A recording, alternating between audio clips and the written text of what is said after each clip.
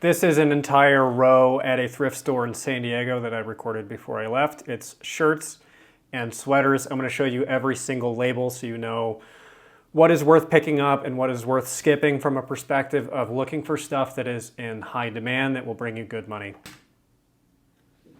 We are starting off with Penguin, which is usually best skipped, also called Menswear Express is some bad fast fashion. I would avoid it, except for special circumstances like leather jackets, nicer stuff like that. This, I don't think, had a tag on it that I could find.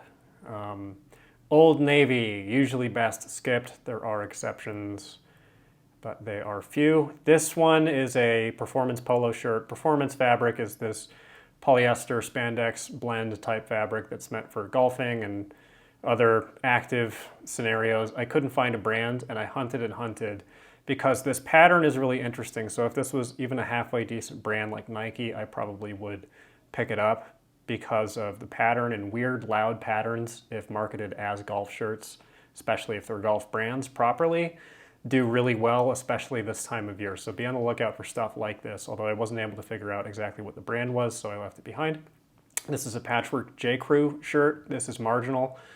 That's a maybe. That's a chambray shirt. Chambray is like denim, but it has a different weave. That brand is nothing. That's George. Looks like it might be linen blend, but probably best avoided. Axist is Assist.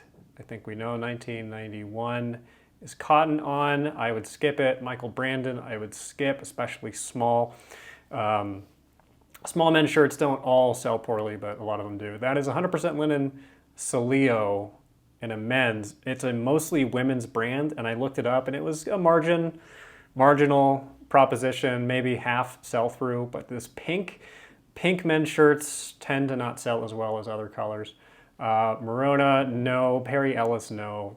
Skip both of those almost always. Puritan, same deal, just skip it. Hawk is Tony Hawk. It's not that good, unfortunately, 2XL. Tavik looks like it should be something. It is nothing. Really poor sell-through on Tavik shirts. Chaps is the cheapest line of Ralph Lauren. I would skip it most times. George, we hate. Old Navy again. Almost looks like some kind of linen thing, but I don't think it was. Suede George, just skip George. Milano Bay is ass. It's nothing. Terrible sell-through. San Diego, you probably won't find outside of San Diego. The clothing doesn't sell that well. Catton, this is the first grab of this video. Catton is a surf-oriented brand. Their nylon shorts do really well, and their shirts are solid. The sell-through, I think, is around 60-70%, but something like that in a decent size, large. It just looks sale-worthy. And I wind up throwing this in the cart. It's got a herringbone weave, or knit rather. That's where the like zigzags up and down like that. Rip curl, skip. This is nothing.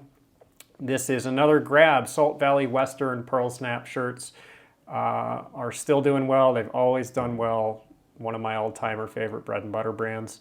If you find anything like this, short sleeve, long sleeve, probably just grab it. I've even sold it in extra small.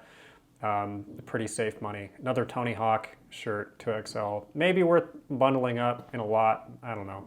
Not for retail thrift prices. That was nothing. Quicksilver is so-so, about 50% sell-through on these. Of the cheapy skate brands, it's a little higher end, or higher demand, I should say. Van Heusen is nothing. Saddlebred is nothing. Terrible sell-through on that. This one didn't have a tag. I almost never would recommend selling anything that is unbranded unless you know exactly the keywords that you're going to use and that they are good. Chaps, skip. Tommy Bahama, this is 100% silk. It's a size medium, I think, but it's a very visually plain piece. I'm sure it costs $6 or $7. I don't really remember. I would skip this. That's going to sit in your store for a long time, most likely. H&M, skip, almost always. Sonoma, skip. Always skip Sonoma. I don't think I ever sold it even once. This is so-so. Brooks Brothers Red Fleece is a lower end line. I think it was a dress shirt. It was This is a vintage Panhandle Slim, and the vintage Panhandle Slim short sleeve shirts actually have decent sell-through, it turns out. And this plaid is interesting. This dark teal And it is a little bit unusual with the ochre, so I actually probably should have grabbed that one. Van Heusen is nothing. Skip it. Panhandle Slim generally is not so good, especially in terms of when stacked up against other vintage Western shirt brands. O'Neill, size small O'Neill, skip it. Another H&M, skip it. Gap, skip, Gap.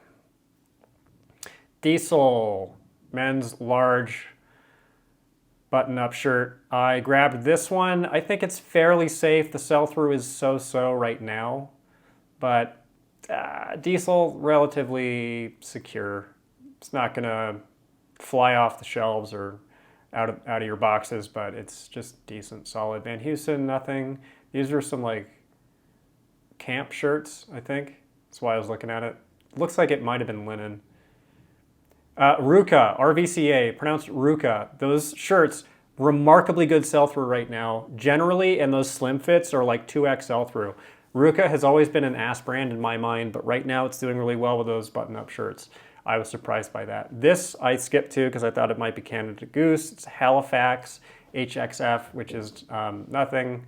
Turns out 5XL US Polo Association sweater is a maybe. That's one of the assiest brands, but 5XL, pretty rare. I tried to look it up. There just wasn't much track record, so that would be a maybe. This is some vintage thing with no record at all on eBay. On the bias is, do I even need to say it? You can fill in the blanks. Rock and Roll Marathon, a very irritating thing that happens in San Diego. Skip it. This is Todd Snyder, Local Pride. Look, bottom right, Todd Snyder. And it says Los Angeles on it. So Todd Snyder's an amazing brand. The Local Pride line is so-so, but the LA thing with the weird cowl neck hoodie, someone would definitely buy that. So I grabbed that one. Sunday work clothes, bad sell-through on this brand, unfortunately. Interesting pattern there. This is Eddie Bauer, I think. Yep. I would skip it. Maybe at the bins, but not here. Bins means Goodwill Outlet, for anybody who doesn't know. This is so-so. The used Green Day hoodies are okay. Sell through like 60%. This is distantly a maybe. That's a Mandalorian camo hoodie from Star Wars. That stuff tends to be pretty blown out. I looked this up. This is nothing. Hoodies are like t-shirts, and that the graphic often is the thing that'll sell it. So you often are well off doing a bunch of homework when you shop the hoodie section. That's nothing. That last one was nothing. This is interesting. That's a vintage Ozark Trail. Ozark Trail became the house brand of Walmart for their outdoor stuff. I don't know the full story there, but that was like a fleece-lined fleece or Shacket, sell-through so-so. These Marmot sweaters are not doing so hot, and that had a corporate thing on it, so I would skip it. I would skip most of the corporate stuff unless the brand's amazing. This is some tourist thing, skip it. This is nothing. Pilled up, junky hoodie, who cares? That is a Marmot jacket. I end up grabbing this one. It's a good size, 2XL. They're doing okay. They definitely do better in winter. When it is raining, but okay. Marmot is not what it used to be. You got to be careful with it. Look up the style codes if you can find them to try to find the exact match. Because if it's a nicer jacket, then it might be worth some good money. Free country is ass country. This is nothing. That's like a radio station. It's just skip. Skip. Landway fleece is nothing. That is a size 3XL. That actually isn't nothing. That might be I looked up San Diego Symphony. There were like no actives and 2 solds. So maybe there's an opportunity there. Easy Wear is nothing. Epic. Stearns is a vintage fishing brand. This is some junky windbreaker poncho thing. Not really worth anything. If you find some of the vintage jackets, that's a maybe. Terrible sell-through on Baja Joe, this stoner poncho thing. I think you can find money in these, but I don't know how. I don't think I ever did. That's the Halifax thing that we hate, that we spit on. Another vintage-ish Shacket, that's an XLT. These fleece-lined plaid shirts. The sell-through was just not great. You can find those in other better brands. Those are good items. Charles River is nothing. This is another stoner thing. Whatever. Those are really heavy too. Expensive to ship potentially. That's nothing. Then a whole bunch of these nothings. There were like 6 of these Spartan helmet guys. So let's go over what we got. That's the Marmot jacket. Just a bunch of bread and butter here. Nothing spectacular, no huge wins. That I would guess probably take the full 3 months to sell, but you should get some decent money for it. Same here. Probably not going to be a hot seller, but probably decent profit there. That's a great item. Good money. Should be quick money on that. The Salt Valley. Same with this. The Catton should sell itself. That's a really great piece. I think that's 5 solid pieces for one rack. It's pretty good. And when you get fast, when you have this brand knowledge in your head, you can just zip through these real quick and just grab a bunch of stuff, grab and go. If you don't know brands, if you want more men's brands, the Menswear Manifesto goes over 401 of them. It's a pay what you want product. It's a Google Doc that breaks all these brands down by category and by sell-through. So quick visual reference for what to get, what to skip. Link is in the description. I filmed a bunch of these, so more of these are to come. Thank you for watching, and good luck.